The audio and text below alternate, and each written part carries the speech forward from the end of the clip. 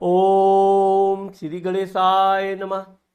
मित्रों, मैं राघव राम मिश्रा आप लोगों का अपने इस YouTube चैनल आप और आपका भविष्य कार्यक्रम में एक बार पुनः स्वागत करता हूं। आज हम अपने सभी दर्शकों को, भाई बहनों, माताओं को दीपावली की हार्दिक शुभकामनाएं देता हूं और भगवान से ये प्रार्थना करता हूं कि आप लोगों का ये दीपावली बहुत हर्षोल्लास के साथ व्यतीत हो। भगवान आपके घर में धन, लक्ष्मी, कुबेर की वृद्धि हो, उनकी कृपा बनी रहे। भगवान गणेश की कृपा आप सपरिवार पर बनी रहे। आप पूरे परिवार स्वस्थ रहें, सुखी रहें और अपने जीवन में उन्नति करें। अब चूंकि हमारे देश में जो ये पंच महापर्व का जो त्यौहार मनाया जाता है, ये सबसे बड़ा 5 दिनों तक चलने वाला दीपावली का त्यौहार होता है, जो हिंदू धर्म का सबसे बड़ा पर्व है। क्योंकि इस बार ये पर्व जो आपका प्रारंभ हो रहा है, ये धनतेरस, नरक चतुर्दशी, दीपावली, अन्नकूट और भाई दूज, ये जो पंच पर्व है, इसका हमारे देश में बहुत ही बड़ा महत्व है। अब चूंकि इस बार जो आपका नरक धनतेरस है, ये आपका 10 नवंबर 2024 को है।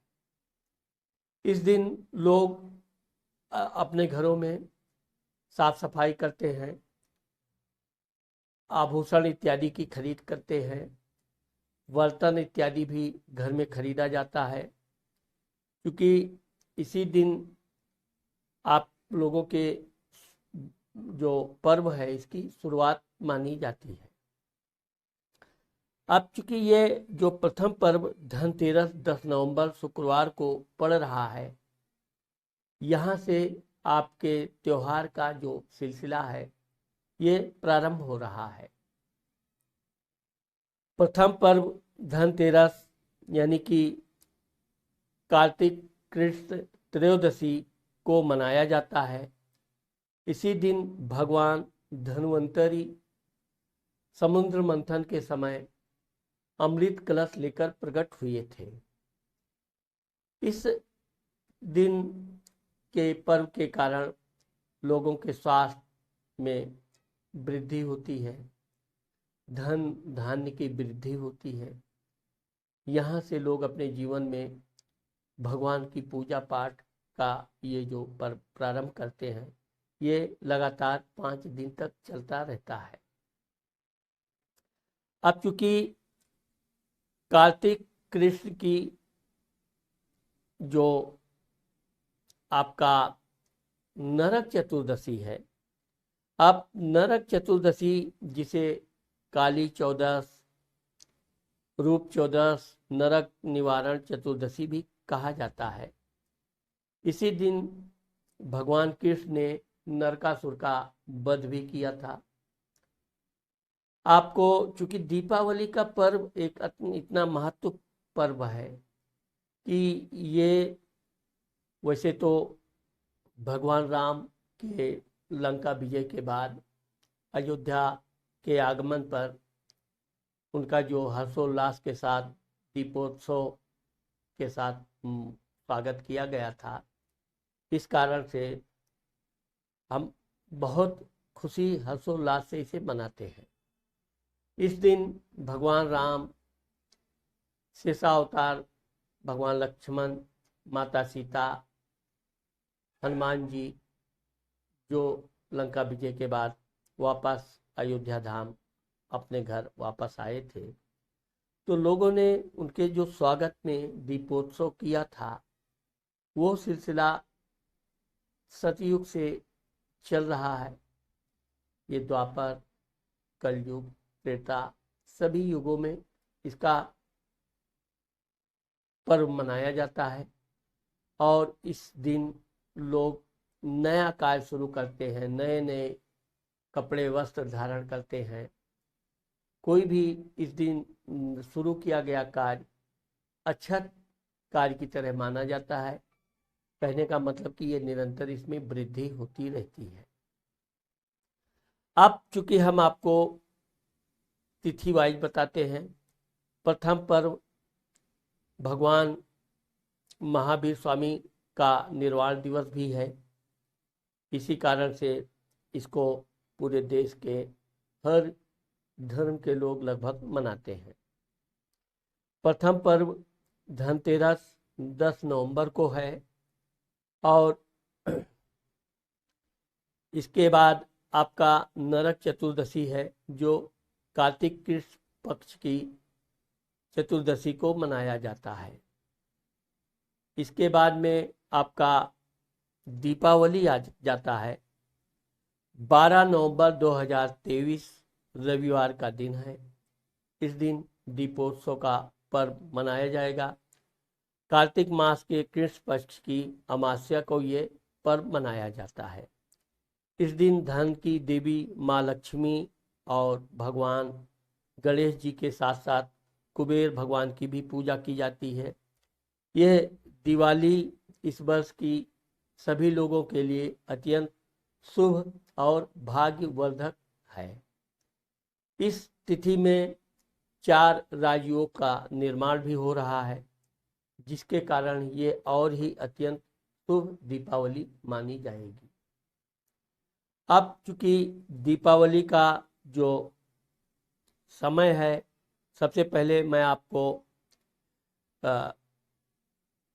धनतेरस का समय बताता हूँ, जिसमें लोग अभिजीत मुहूर्त में सामान खरीद फरोख्त, गहने आभूषण इत्यादि बनाते हैं, खरीदते हैं।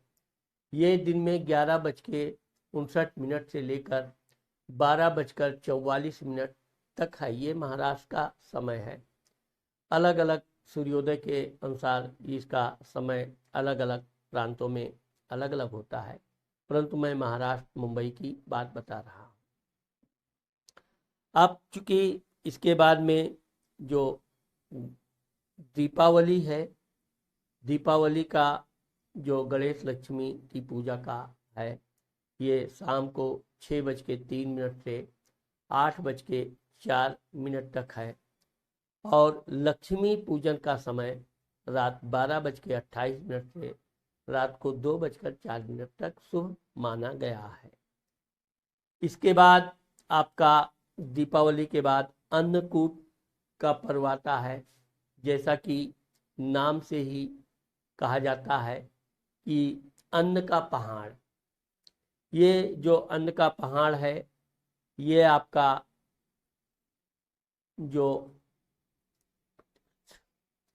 शुक्ल पक्ष के प्रतिपदा में यानी कि 14 नवंबर को है। अब इस दिन आप बड़े धूमधाम से लोग अन्नदान इत्यादि भी करते हैं, बड़ा शुभ तीर्थ माना जाता है। इसके बाद भाई दूज 15 नवंबर 2023 बुधवार के दिन पड़ता है।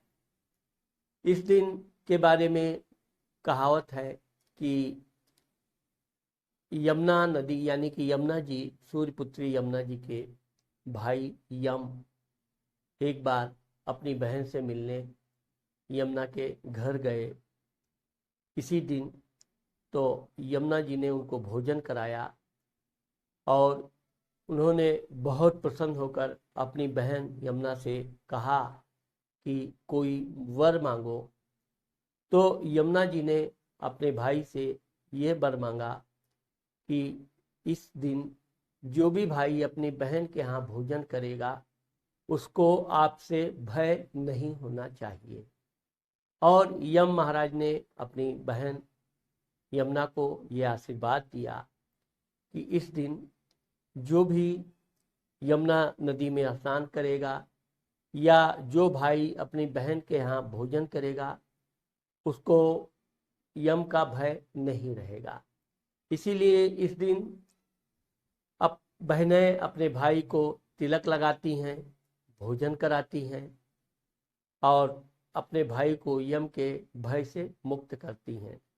बदले में भाई भी बहन को कुछ ना कुछ उपहार स्वरूप अवश्य देता है। तो जो ये पंच पर्व है एक साथ ये हमारे देश में जो मनाया जाता है, यह इस वर्ष का जो दीपावली है वो बहुत अत्यंत शुभ है। और मैं अपने सभी दर्शकों से, देशवासियों से, पूरे विश्व के लोगों से ये आशा करता हूँ कि इस दीपावली में आप खूब बढ़ चढ़कर हिस्सा लें, खूब धूमधाम से ये पर्व मनाएं। जहाँ तक हो सके आप थोड़ा गोला पटाखों से थोड़ा बचें। अगर आपके बच्चे भी गोला पटाखा चलाते हैं तो उनका ध्यान रखिए, किसी तरह के विस्फोटक चीज़ों से उनको कोई नुकसान ना हो, क्योंकि अक्सर करके बच्चे लापरवाही में गोले तमाचे दागते समय ध्यान नहीं रखते हैं तो उनको जलने इत्यादि की समस्या आ जाती है। तो यह आपका फर्ज बनता है कि आप अपने बच्चों के साथ उनका ध्यान रखकर उनको जो भी है गोला पटाखा फुलझड़ी जलाते समय ध्यान रखिए और इस पर्व को बहुत धूमधाम से खुशी खुशी खूब प्रसन्न मुद्रा से मनाइए। मेरा भी आप लोगों से ये आशीर्वाद भी है और मैं आशा भी करता हूँ कि आप लोग इस पंच पर्व को खूब धूमधाम और प्रसन्न मुद्रा से मनाएंगे। तो मित्रों, आज मैंने आप लोगों को जो पंच पर्व के बारे में बताया है, मुझे आशा है कि आप लोगों को मेरा ये वीडियो ज़रूर पसंद आएगा। अगर मेरा ये वीडियो आपको पसंद आता है और आप मेरे चैनल को सब्सक्राइब नहीं किए हैं तो आप मेरे चैनल को सब्सक्राइब करना मत भूलिए। नमस्कार।